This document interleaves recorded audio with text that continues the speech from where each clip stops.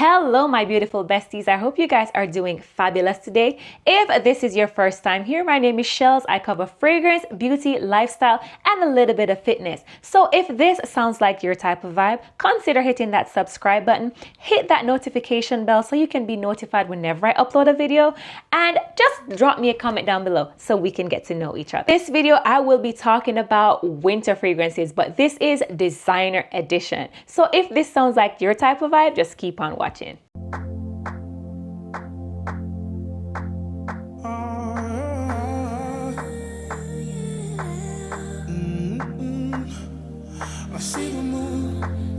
First scent I'm going to talk about is Libre Le Parfum from YSL. When you think about winter fragrances, there's always going to be a Libre on that list. And this one is very fitting. This one has notes of honey, there's saffron, ginger, lavender, vanilla. This fragrance has the DNA of the original, but it's a little bit dialed back. So if you struggle with lavender in the original fragrance, I don't think you're gonna have that problem with this scent. The added notes of saffron and honey makes this scent deeper and sweeter. This is a very versatile scent, so this can transition from day to night. So if you're going to work, if you want to go to lunch, if you have a meeting, if you want to even take this on a date, you can. It's that type of scent. It's an easy reach. It is beautiful. It's long lasting. It has great projection, sillage, the quality is there. You cannot go wrong with Libre Le Parfum from YSL. This next fragrance, when I smelled it for the first time, it took me by surprise. I think I was headed back to Jamaica from my London trip. I smelled this in the airport. This is Perfect Elixir from Marc Jacobs. When I tell you, I was so shocked because I was like, what on earth is my nose smelling? I have two of the other Perfect flankers in my collection, and this one is the breakaway. This could be a standalone fragrance. I don't get any nuance or any resemblance of the other two Perfect in this one. This is a whole different fragrance. If I didn't know this was a Marc Jacobs fragrance, this could easily be mistaken for a niche fragrance. It has the quality, it has the complexity, the uniqueness is there. It is sweet, it's syrupy, but it has depth. The myrrh that is in here, plum, but this is a ripe, juicy plum. You smell that honey, so that sticky sweetness that I'm getting, it is definitely from honey.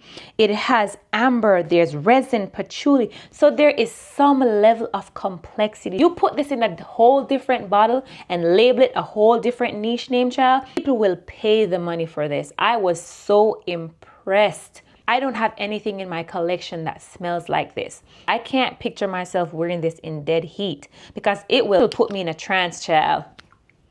If you don't want to break the bank, but you want to smell unique and you want to stand out from the crowd, look into Perfect Elixir from Marc Jacobs. This next scent, I pull for this when I want to think of elegance and sophistication and just picture myself achieving all the things I want to achieve and just the life I want for myself.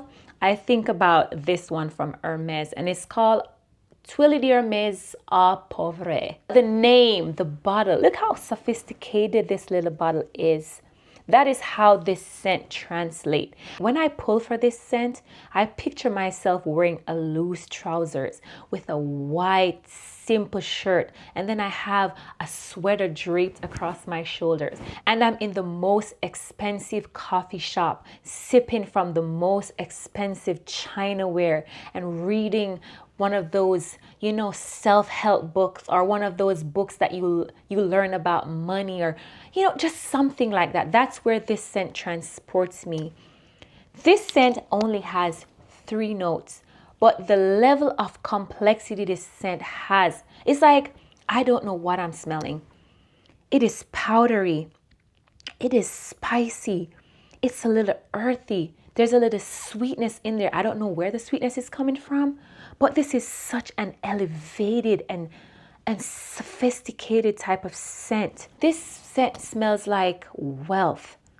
It's a clean scent, but do not mistake this little pretty packaging. This is a beast of a fragrance. It performs. It clings to skin. It clings to fabric. When I think about this scent, I think about upper echelon. The scent speaks wealth. It speaks to richness. And when I pull for this, that is the mind frame I'm in. Okay, how can I make some more money? It just makes me want to be the best version of myself. These stories might sound so far-fetched, but I'm telling you, this is how I feel when I wear this scent. I want to be that example. I want to break generational curses. I want to be the first in my family to do this. I'm just so hyped and pumped to do all of these things. That is what I think about when I pull for this scent. This next scent that I'm going to talk about is Versace Crystal Noir. The first time I encountered this scent, I had such a love-hate relationship with it. I didn't know how to feel. To be fair, I felt like when I smelled this for the first time, I was in a different place in my life. And I just think this scent was just too mature for me. I don't think I was confident enough to pull this scent off. So I smell it and I got a little intimidated. Like, I don't think I can rock this. This is not my type of scent. And I gave it away. But then years later, I said, this scent is so popular. A lot of people talk about this scent. And I said, you know what? I've grown in my fragrance journey. My palette has changed. You know, I'm more exposed to different notes. Let me see what it is giving. And I sniffed it and I was like, oh yes, I need it. This scent is very assertive. If you don't have that level of confidence, if you don't know who you are, where you're going, what you're about, this scent is gonna wear you. And you need to be the one wearing this scent, okay? It is floral. It has a little creaminess from this coconut. It has cardamom, so it's a little bit spicy. There's also black pepper.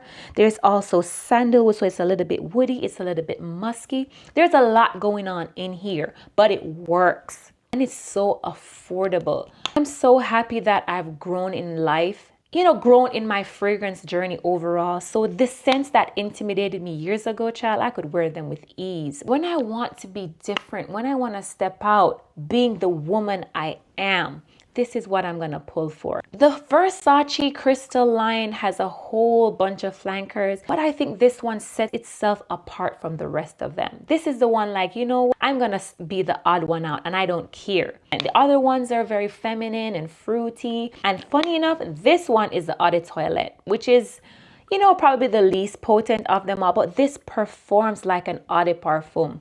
This is so long lasting. Whenever I wear this, I don't have to re-up, I don't have to respray, I don't have to walk with this because it's gonna do what it's supposed to do. It will hold up in the cold, people will smell you, they will compliment you. They will also ask you, what is it? Because it has that unique factor to it that I really, really like. So look into Versace Crystal Noir. Last scent I will be talking to you about is L'Entre Intense from Versace.